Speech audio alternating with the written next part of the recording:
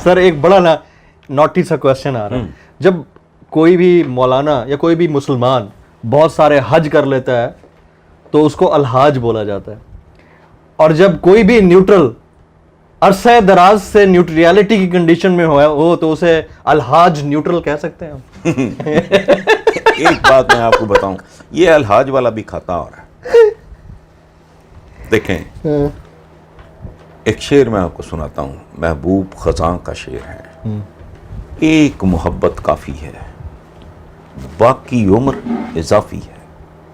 वाह वाह। पता नहीं क्यों, मैंने एक दफ़ा एक बहुत बड़े आलिम दीन को, दोस्त है मेरे, सर अपने फार्म हाउस में बैठे हुए, तो मैंने कहा बड़ी देर हो गई है आप लोग किधर। साथ थे वो रांझा साहब, डॉक्टर रांझा, वो डीजी हेल्थ भी रहे हैं इस्लामाबाद में, दोस्त हैं मेरे बड़े प्यारे। उनके वो दोस्त से तो कहा कि जी बस अल्लाह दा बुलावा आ गया सी, बुलावा आ गया सी।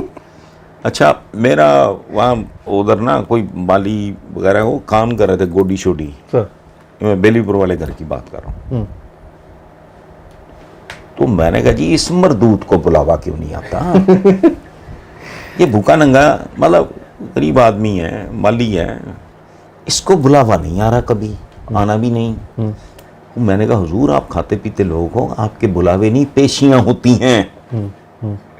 पेशी, मुजरिम की पेशी होती है, बुलावा तो महबूब किसी किसी को। सर अब आप न्यूट्रल को मुजरिम भी कह रहे हैं? नहीं, मैं किसी को कुछ नहीं कह रहा हूं, सबको सभी कुछ कह रहा हूं। सर अलहाज बोल सकते हैं न्यूट्रल को इतने न्यूट्रियलिटी के बाद? नहीं नहीं नहीं, ये अलहाज बलहाज इसको छोड़े, वो कोई नहीं, कौन करता है। मेरे वालिद कहा करते थे कि यार जो हाजी फलां हैं, उनका एक चैनल भी है आजकल, खैर उनकी औलादों का, तो उन्होंने कहा फिर जो बंदा 5 वक्त नमाज पढ़ता है वो नमाजी फलां लिखना शुरू करता है। ये कुछ नहीं, ये है डिफरेंट फेजेस में डिफरेंट फेसेस होते हैं। हाँ, वेरी राइट, वेरी राइट, समझ गए ना? I got it. मैं इस हादसे पे हैरान हूँ, मैं इसके ना हक में हूँ ना खिलाफ। सर इस हादसे पे ही मुझे खुदकुशी, सर ये खुदकुशी है। हाँ।